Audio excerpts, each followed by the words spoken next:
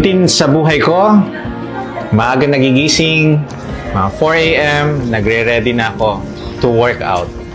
Either tumakbo, minsan nagbabike, or lumalangoy. After that, uuwi ako, magpre-prepare na for clinic, which is 10 a.m. na clinic ko.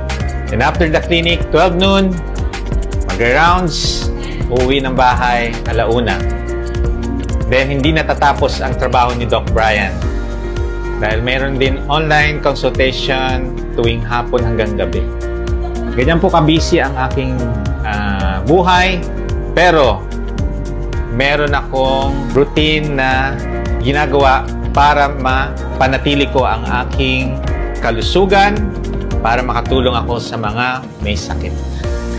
Isa akong dating obese 94 kilograms, hirap akong maglakad, hirap ang buong katawan ko.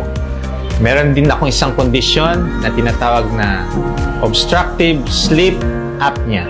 Ito yung kahit na matulog ka ng matagal, paggising mo, parang hindi ka nakatulog.